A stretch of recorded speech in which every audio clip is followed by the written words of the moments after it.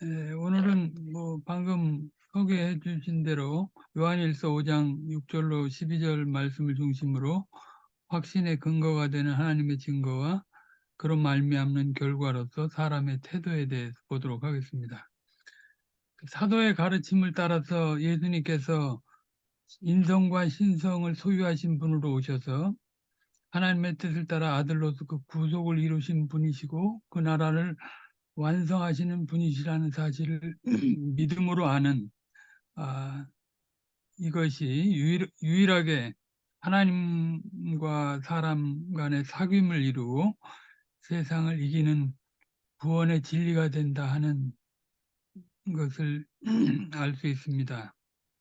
헬라 철학에 근거해서 신학을 하는 그 케린투스 같은 부도덕한 거짓 선생들은 이런 육체로 오신 그리스도를 받아들이지 못하고 부도덕하게 살면서 교회 속에서 이제 특별한 지식을 갖고 구원을 받았다 하는 그런 주장을 하고 있다가 이제 떠나게 되는데요. 우리 속에 들어왔다가 떠난 사람이 2장 19절에 그 내용을 나타내고 있습니다. 이런 사람들의 영향으로 교회 전체가 이제 그 그리스도의 이성 일인격 그리스도로 말미암는 참된 하나님과의 교제를 그, 그 이루는 일에 장애가 됐고 또 앞으로 많은 더 그 박해가 있을 텐데 그런 박해 속에서 과연 어떤 믿음으로 인내하고 살아가야 하는가 하는 것들을 깨우치기 위해서 이 요한일서를 쓴 것입니다. 그 중에서 이제 5장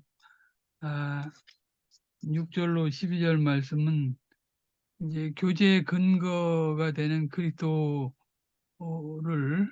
삼위 하나님께서 다 증거하신다는 그런 내용이고 그것을 받는 자는 이제 영생이 있고 그것을 받지 않는 자는 이제 생명이 없다는 내용으로 나오는 것입니다. 이 에, 요한일서 전체 내용을 우리가 잠깐 생각해 보면 전체적인 그 서론으로도 1장 1절부터 4절까지 내용이 나오는데 여기는 뭐 이제 요한복음의 1장 1절로 18절의 내용과 아주 거의 흡사합니다.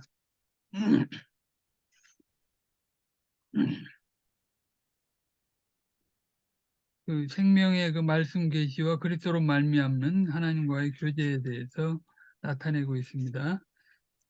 그리고 이제 그 다음에 5장 1장 5절로 7절인데 뭐 크게 구분하자면 사실은 둘로 나눌 수 있는데 그 하나님과의 교제 그런 교제의 근거가 되는 그리스도를 밝히는 내용 그리고 그 안에서 참된 교제를 이루는 것을 권면하는 내용이 이제 2장 27절까지 나오고요. 그리고 그 교제의 특성이 어떠하고 그 교제를 방해하는 상황이 어떤 것인가 하는 것들이 이제 2장 28절부터 4장 6절까지 나옵니다. 그리고 그 뒤에 이제 내용이 교제의 결과로서 이렇게 나오는데 아무튼 그 이 요한일서 수신자들에게 있었던 그런 거짓 선생들의 그 특징을 보면 헬라 철학에 근거한 구원의 지식을 아는 것을 그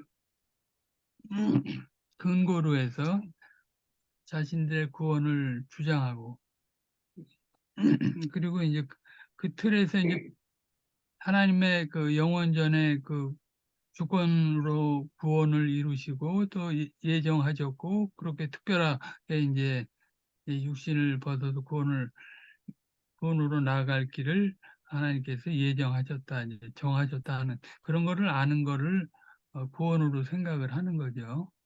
오늘날도 이제 그런 기독교적 이 영지주의들이 있는데 이제 자신들이 구원받은 그 특별한 내용을 아는 것을 구원으로 주장하는 그런 사람들이 있습니다. 어떻게 보면 이제 완전주의자들인데 무법한 완전주의자들인데 그런 사람들은 형제 사랑이나 참된 교제를 이루지 못합니다. 굉장히 독선적이고 고고한 위치에서 자신들의 구원을 얘기하기 때문에 그렇습니다. 어, 그러나 이제 사도가 이 전반적으로 말하는 것은 그리스도 안에서 이제 교제 근거가 이루어졌고 참된 빛 가운데 생명 가운데 진리 가운데 의 가운데 살게 됐고 이제는 그 그리스도의 사랑을 근거로 해서 참 사랑을 나누게 됐다. 그 사랑을 받은 자들은 형제를 위해서 기꺼이 죽을 수 있다 하는 내용으로 어, 말씀을 전개합니다.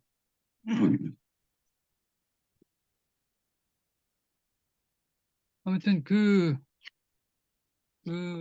그리스도를 근거로 해서 하나님과의 사귐을 이루고 사도의 이제 가르침이 그런 것인데요. 그리고 형제들 간에 참된 사귐을 어떻게 나누게 되는가 그것을 이제 어떤 근거로 확신하게 되는가 하는 내용들을 오늘 본문에서 얘기합니다. 본문은 전부 셋으로 구분할 수 있는데 6절로 8절까지 내용이 예수 그리스도의 그 신성과 인성에 대한 증거를 성신께서 하신다 하는 것을 입증합니다. 그리고 둘째는 9절로 10절인데 성신의 증거는 하나님의 증거와 그리고 예수 그리스도의 증거와 일치한다는 것입니다. 그리고 마지막으로 11절로 12절은 예수님께 대한 하나님의 증거를 믿는 자는 영생이 있고 믿지 않는 자는 저주 가운데 있다는 그런 내용입니다. 내용을 차례대로 이제 자세히 보도록 합니다. 4장 1절로 6절에서 예수님의 인성과 신성을 믿지 아니하는 자들을 그 다 적그리스도의 영이라고 말했었는데 여기서는 다른 각도로 이제 예수님의 신성과 인성에 대해 증거를 합니다. 5장 6절에서는 예수 그리스도께서 물로만이 아니요 물과 피로 임하셨다고 했습니다. 물과 피라는 표현은 언뜻 보면 요한복음 19장 34절로 35절 말씀을 상기시키는 것인데 예수 그리스도께서 십자가에서 창에 찔리셨을 때 분명히 물과 피를 흘리셨지요. 그러니까 그때는 이 표현으로 예수 그리스도께서 인성을 가지신 확실한 분이시라는 것을 나타내었습니다. 칼빈은 물과 피에 대해 약 의식의 실체로 오신 그 예수님에 대해 증거하는 것이라고 어, 해석을 했습니다. 그러니까 물과 피로서 거룩함과 의가 완성되었다고 하는 사역적인 측면에서 그렇게 해석을 했습니다. 그렇지만 우리가 여기서 눈여겨볼 것은 앞부분에서 1절로 5절에서 그 예수님의 존재됨에 대해서 특히 이제 5절에서 그것을 말하는데 갑자기 사역적인 의미를 말하는 것이 조금 어색해 보이긴 합니다. 아무튼 계속해서 이 부분을 우리가 생각해 보면 예수님께서 물로만이 아니라 물과 피로 임하셨다고 했습니다. 그러면 왜 물로만 임하지 않았다고 이렇게 여기서 증거를 하는 것입니까? 그것은 물로만 임하였다고 주장하는 자들이 있었기 때문입니다. 예수 그리스도께서 물과 피로 임한 것을 부정하는 자들이 교회 안에 있었기 때문입니다. 이단자 그 케린투스는 그리스도가 세례받는 인간 그 예수 위에 임하였다가 인간 예수가 죽기 직전에 떠났다고 이제 주장을 했는데 왜 이런 주장을 하게 됐는가 이제 그 신성을 가진 존재가 이제 죽어서는 안 되기 때문에 그런 표현을 한 거죠. 아무튼 그것을 염두에 둔 것이라면 이 부분의 말씀이 그것을 반박하는 그런 문구가 되는 것입니다. 그러니까 저 이단자의 주장은 예수님의 신성은 물세례로 온 것이지 피를 통해서 온 것이 아니라고 주장한 것입니다. 이에 대해 사도 요한은 물세례뿐 아니라 피를 흘리신 그분이 그 같은 그리스도이시며 하나님의 아들이시라는 것을 확실하게 증거하는 것입니다. 한마디로 예수님의 그 이성 일위격을 여기서 증거하는 것입니다. 사도 요한은 계속해서 7절에서 그에 대한 참된 증거가 무엇인지를 밝혔는데 그것은 성신님이시다 하는 것입니다. 요한복음에서 약속하신 것과 같은 맥락의 내용을 여기서 말하는 건데요. 요한복음 15장 26절로 27절을 보면 내가 아버지께로서 너희에게 보낼 보혜사 곧 아버지께로서 나오시는 진리의 성신이 오실 때 그가 나를 증거하실 것이요 너희도 처음부터 나와 함께 있었으므로 증거하느니라. 과연 진리의 성신께서 예수님의 약속대로 오셨고 사도들도 사도행전에서 이를 증거했습니다. 그러니까 성신은 신자의 마음과 신앙 공동체 안에 분명히 예수 그리스도의 어떠함을 증거하는 것입니다. 7절 부분에서 우리말 그 개역 성경에는 빠져 있지만 킹제임스 성경에는 나와 있는 것이 있는데 그것이 이제 땅에서 증거하는 것이 세 신이 아버지와 말씀과 성신이다 하는 것입니다. 땅에서의 그리스도에 대한 증거에 대해 삼위 하나님의 일치되는 조화를 나타낸 것입니다. 다음 단락에서도 보겠지만 예수 그리스도께서는 일반 사람의 증거를 취하지 않고 하나님의 사람 세례 요한의 증거와 그것보다 더 큰 아버지의 증거를 취하셨는데 그것과 당신의 증거가 일치된다는 것을 분명히 그의 공생애 중에 밝히셨습니다. 당신의 증거가 성경의 증거와 동일하다는 것을 확실하게 나타내셨는데 요한복음 5장 31절로 39절에서 그것을 밝히셨습니다. 계속해서 본문 8절을 보면 6절로 7절의 내용을 종합하고 있습니다. 다시 한번 보면 증거하는 이가 셋이니 성신과 물과 피라 또한 이 셋이 합하여 하나이니라입니다.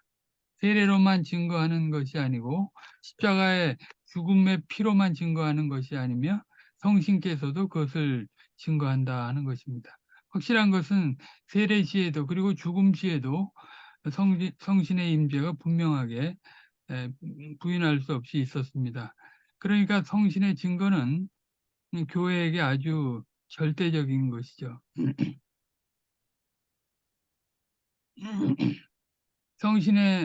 성신께서는 이제 진리의 성신이십니다. 진리이신 그리스도를 그대로 증거하시는 분이십니다. 다시 말해서 하나님이 약속하신 그리스도 안에 모든 축복이 우리의 것이 되게 하시는 일을 하시는 분이 바로 성신이신 것입니다. 성신이 아니시고서는 우리가 말씀과 그의 영광을 전혀 깨달을 수가 없습니다. 그러니까 성신의 증거는 아주 확실하게 신뢰할 만한 것이 되는 것입니다. 이성 헬라 철학에 근거한 신학을 이성으로 하면서 자신들의 구원과 그 자신의 행위를 정당화하는 자들에게 이것이 아주 의미 있는 말씀이 되는 것입니다. 이제 본문의 둘째 부분입니다. 9절로 10절입니다. 성신의 증거는 성부의 증거와 예수 그리스도의 증거와 하나라 하는 것입니다. 그러니까 성신의 증거는 역사적으로도 확실한 것이고 독단적으로 증거하는 것이 아니라 성부의 증거와도 일치되는 것이며 그리고 성자 예수님의 증거와도 일치되는 것이라고 말하는 것입니다. 예수 그리스도께서 하나님의 아들이심을 증거하는 것인데 아까도 잠깐 말씀드렸듯이 세례시나 성신 강림시 삼위 하나님께 동일하게 사역을 했습니다. 실로 이것으로 보아 하나님의 그 증거의 진리는 자증적으로 완전한 것이고 확실히 신뢰할 만한 것이다 하는 것을 우리가 확인하게 됩니다. 요한복음 8장 13절로 18절 내용을 여기서 잠깐 참고하겠습니다. 바리새인들이 가로되 내가 너를 위하여 증거하니 내 증거는 참되지 아니하도다. 예수께서 대답하여 가라사대 내가 나를 위하여 증거하여도 내 증거가 참되니 나는 내가 어디서 오며 어디로 가는 것을 알며니와 너희는 내가 어디서 오며 어디로 가는 것을 알지 못하느니라. 너희는 육체를 따라 판단하나 나는 아무도 판단치 아니하노라. 만일 내가 판단하여도 내 판단이 참되니 이는 내가 혼자 있는 것이 아니요 나를 보내신 이가 나와 함께 계심이라. 너희 율법에도 두 사람의 증거가 참되다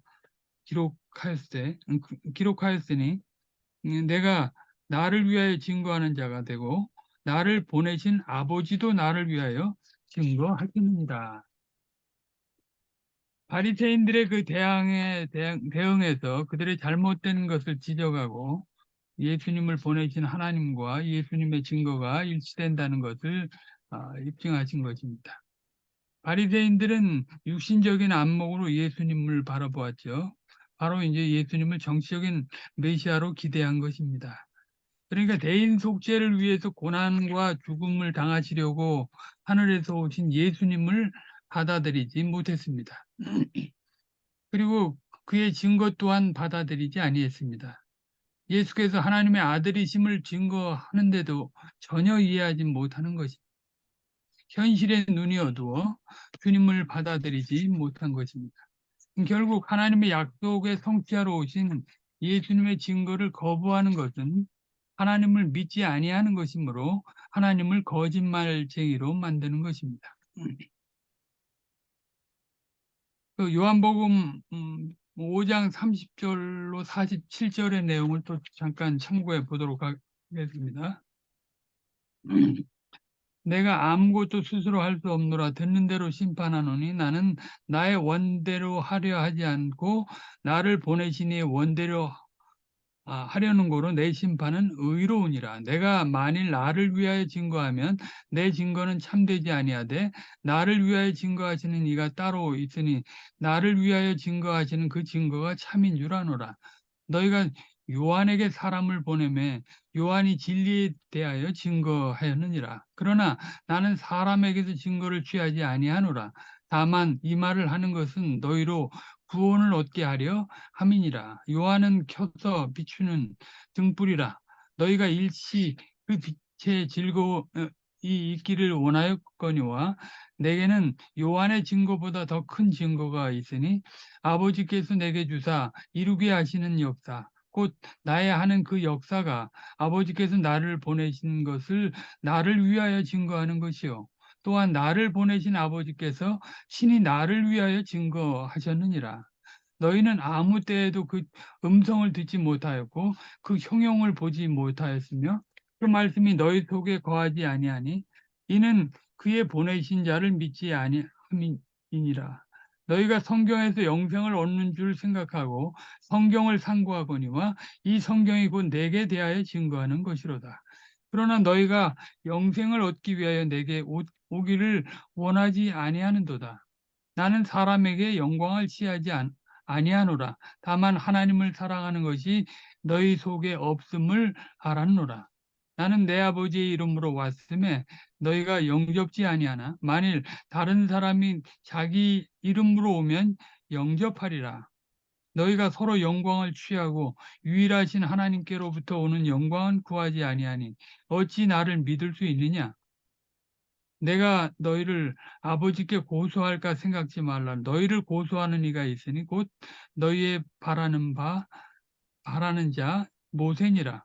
모세를 믿었다면 또 나를 믿었으리니 이는 그가 내게 대하여 기록하였음이라. 그러나 그의 글도 믿지 아니하거든 어찌 내 말을 믿겠느냐 하시니라. 여기 보면 세례 요한의 증거 사역도 그렇고 아버지 하나님께서 친히 역사하사 증거하신 사실에서도 그러하며 성경의 증거도 확실한데 사람들이 그걸 받지 아니한다 하는 것입니다.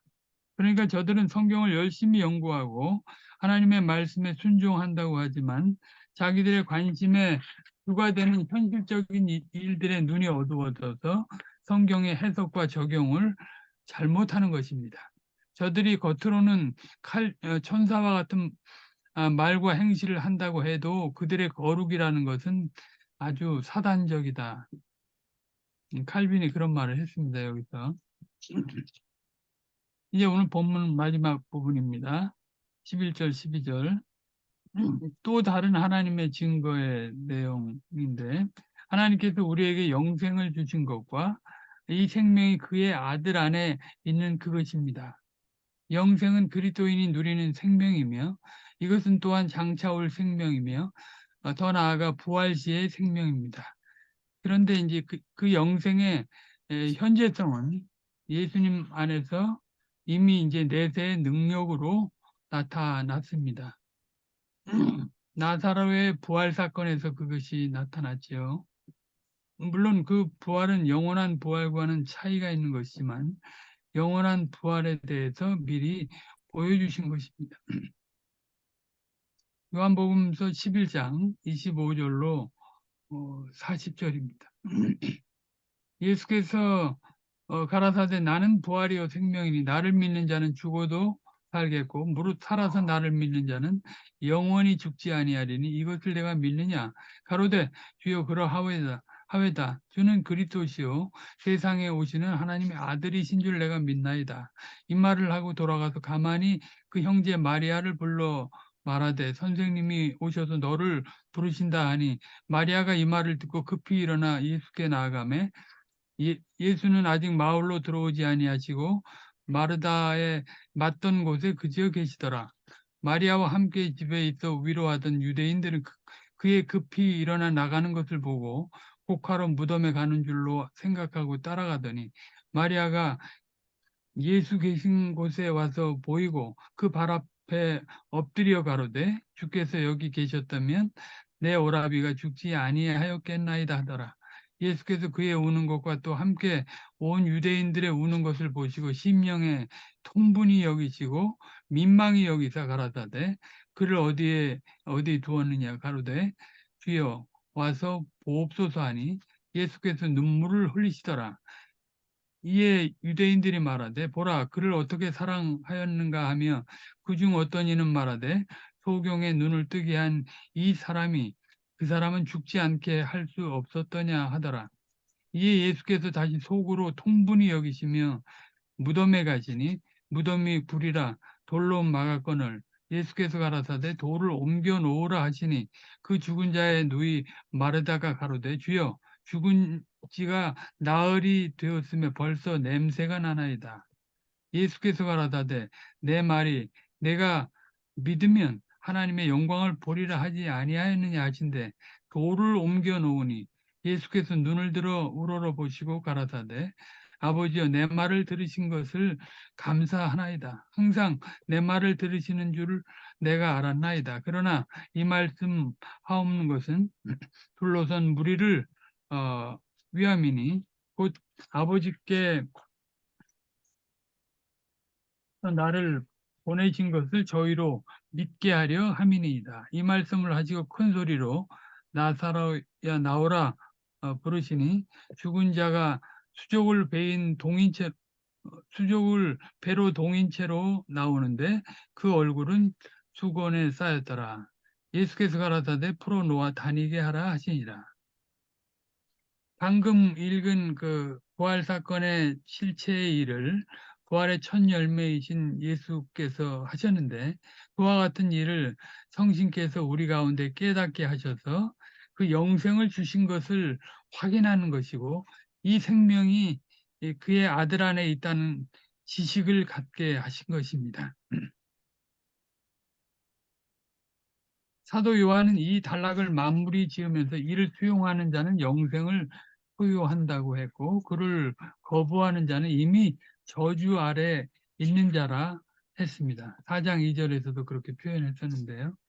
그러니까 아들이 성부와 함께 계시다가 우리에게 나타난 영생의 그 육화라는 사실을 수용하는 자는 영생이 있고 그것을 믿지 아니하는 자는 생명이 없다는 것입니다. 그 요한복음 3장 31절로 36절에도 동일한 그 사상의 내용이 나오는데요. 그 부분만 36절만 읽으면 아들을 믿는 자는 영생이 있고 아들을 순종치 아니하는 자는 영생을 보지 못하고 도리어 하나님의 진노가 그 위에 머물러 있느니라. 여러분도 뭐 요즘 다 아시는 것이겠지만 기독교 종파 중에서 종교 다원주의를 받아들여서 타 종교와 대화는 물론이고 그들과 연합을 하려고 하는 시도까지 하고 있습니다. 그리고 외형상 같은 기독교라고 해도 결정적인 문제에서 아주 견해를 달리하는데도 불구하고 그저 하나됨을 내세워 무조건 일치를 이루려고 합니다. 그러나 예수님의 부활에 대해 정신적으로 여기고 또 우리의 육체의 부활을 믿지 않는 자들과 어떤 일치를 이룰 수 있겠습니까? 그것은 인본주의 시각으로 단지 종교 세력을 확장하려고 하는 의도밖에 되지 않는 것입니다. 빛과 어둠이 하나가 될 수 없고 하나님과 우상이 일치할 수 없는 것입니다. 그리고 우리가 이 부분을 보면서 주의해야 할 것은 구원에 있어서 다른 방도가 없다 하는 사실입니다. 인간의 그 이성적인 지혜나 철학적인 그 지혜, 그 율법적 행위나 어떤 공로를 삼을 만한 행위를 해서 구원을 얻을 수 없다 하는 사실입니다. 구원은 오직 성삼위일체 하나님의 인격과 사역에 의한 것입니다. 그분에 의해 영생을 소유하고 그분에 의해 교회에 연합되며 그분에 의해 은사를 발휘하고 더 나아가 그 영화로운 위치에까지 올라가게 되는 것입니다. 영적인 종교적 업적이나 역사적인 일들을 행했다고 하나님께 합한 자가 되는 게 결코 아닙니다. 사람들이 칭찬하고 높이는 일들이 하나님께 미움을 받는 것도 있는 것입니다. 하나님께서는 사람이 자랑하는 도덕이나 이론 속에 감추어진 교만을 다 추악한 악으로 여기십니다. 물론 일반적인 은총에 의해 그런 결과가 있어서 일반적으로 가정과 사회와 국가가 유지되기는 하지만 그것으로 하나님 앞에 모양을 내려 한다면 그 교묘한 중심을 다 하나님께서 헤아리시는 것입니다. 말씀과 성신을 떠난 어떤 결과가 어떻게 사람의 마음에 진정한 순교를 나타낼 수 있겠습니까? 인간의 의는 죄의 용서에서 출발한다는 사실을 반드시 알아야 합니다. 그 헬라 철학에 근거한 구원을 논하는 그 거짓 선생들은 죄에 대한 죄에 대한 고백을 하지 않습니다. 죄를 아주 간과하죠. 구원을 하나님의 주권적인 예정에 의한 구원으로 생각을 하고 자신들의 그 과거, 현재, 미래 죄를 그 아무렇지도 않게 여겨버리는 것이에요. 그냥 교조적으로 처리를 해버리는 것이죠. 그렇게 돼서는 성화를 이룰 수 없고 진정한 교통을 이룰 수 없으면 참된 성도 간의 사랑을 할 수가 없습니다.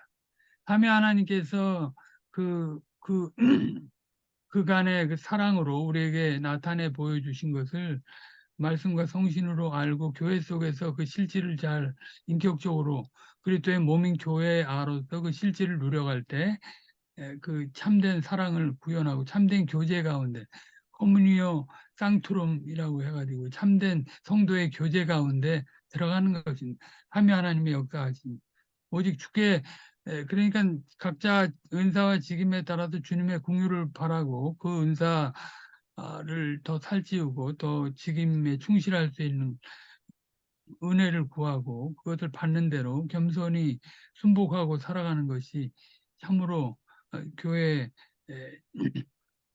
일꾼들의 그 책임이라고 생각이 됩니다. 삼위 하나님을 인격적으로 만난 그런 존재들, 사도의 가르침을 쫓아서 삼위 하나님과 인격적으로 교제하는 그 관계에 진짜 들어갔는가?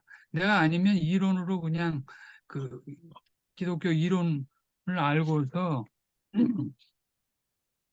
그 승인하고 자신의 구원을 논하고 나가는 것인가?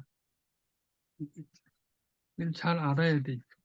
김홍준 목사님께서 뭐 잘 아시겠지만 60년대 교회를 시작하신 것은 1940년대 이후에 전 세계적 배교 현상, 그러니까 형식은 있지만 실질은 없는 그런 교회 현상을 바라보시고 그 교회 속에서 삼위 하나님의 에, 역사하심을 믿고 누리고 찬양하고 교통하고 참된 그런 그 회복과 참된 완성을 향해 나가려고 그렇게 시작하신 것 아닙니까? 그런 역사의식이 있어서 교회를 시작하셨거든요. 그러니까 그런 IRC나 IRPC의 정신이 바로 거기에 있다 하는 것입니다. 성부 하나님의 작정과 계획, 그리고 성자 예수님의 언약적인 순종, 그리고 성신께서 인치시고 가르치시고 인도하시는 그것을 교회 속에서, 교회 아로서 이제 확신하고 겸손히 자기 은사와 직임에 충성하는 것. 그거 참 복된 것이고, 그 본질의 교회를 이루는 것이며, 그것이 영생을 취한 자의 태도가 되는 것. 참된 사랑을 할 수 있고 참된 빛과 의를 드러내고 생명, 진리, 무지 요한일서 전체에 그런 내용들이 다 나오는데 그런 것들을 온전히 이룰 수 있는 그런 상황이 되는 것입니다. 베드로 전서도 그렇고 뭐 요한일서도 삼위 하나님의 그 일하심을 어, 토대로 해서 말씀을 이렇게 전개합니다. 그러니까 항상 대적자들은 이제 그런 것들을 인간의 이성이나 그 종교적 형식, 그 케린투스 같은 경우는 그 헬라 철학에 근거하지만 유대적 그런 그 의식들, 안식일 뭐 그다음에 형식들 그런 것 준수하는 것들에 그걸 믹서해 가지고 교회를 혼동시켰다고 하는데 아무튼 그 실질을 누려가는 게 굉장히 중요합니다. 오늘이라고 하는 날 동안에 그 하나님의 삼위 하나님의 증거를 잘 취해서 영생을 취한 자로서의 그 흔적을 잘 나타내고 나가는 것이 참 중요하다. 우리가 본문을 통해서 그렇게 이해를 해야 할 것입니다. 마태복음 그 9장 10절로 13절 말씀을 그 읽고 강좌를 마치도록 하겠습니다. 예수께서 마태의 집에서 앉아 음식을 잡수실 때 많은 세리와 죄인들이 와서 예수와 그 제자들과 함께 앉았더니 바리새인들이 보고 그 제자들에게 이르되 어찌하여 너희 선생은 세리와 죄인들과 함께 잡수시느냐. 예수께서 들으시고 이르시되 건강한 자에게는 의원이 쓸데없고 병든 자에게라야 쓸데있느니라. 너희는 가서 내가 공유를 원하고 제사를 원치 아니하노라 하신 뜻이 무엇인지 배우라. 내가 의인을 부르러 온 것이 아니요 죄인을 부르러 왔노라 하시니라. 기도하겠습니다. 거룩하신 아버지 하나님, 삼위 하나님의 그 거룩한 사귐을 그 말씀과 성신으로 깨우친 그 사도들이 그 사귐을 근거로 해서 성도 간의 사귐을 이루고자 했사옵나이다. 거짓 선생들은 이제 높은 지식을 가지고 자신들의 구원을 논하며 부도덕하게 에, 살아가며 참된 사랑을 구현하지 않고 살아싸움는데 성신의 인도를 쫓는 사도들은 오히려 이제 그런 사랑을 삼위 하나님의 사랑을 근거로 해서 주님이 증거하신 증거들을 증거하며 온몸으로 형제 사랑을 나타내고 그것으로 생명이 있음을 증거했으며 또 그 의와 빛을 환하게 나타냈사옵나이다. 그것이 과연 죄인들에게 구원의 진리가 된다고 하는 사실을 구체적으로 드러내사옵나이다. 저희들이 이런 말씀을 따라서 오늘 살아간다고 할진데 과연 어떻게 이 시대를 살아가는 것이 합당한 것인지 잘 상고하게 해주시기를 비옵나이다. 이 역사의 배도의 역사 가운데 저희가 존재해 나간다는 그것이 우리에게 어떤 의미가 있고 우리가 이 속에서 무엇을 드러내고 나가야 할 것인지 잘 깨우쳐 알 수 있게 하옵소서. 성삼위 하나님의 인격과 사역을 세월이 가면 갈수록 더 깊이 있게 깨닫고 알아서 교회 속에서 그 실질을 나누며 그 완성회로 전진해 나가는 저희들이 다 되게 하옵소서. 늘 겸손하게 그리스도의 낮아지심과 높아지심을 따라가는 저희들이 다 되게 하옵소서. 모든 걸 주께 의탁드리고 감사드리며 우리 구주 예수 그리스도의 이름으로 기도 올리옵나이다. 아멘.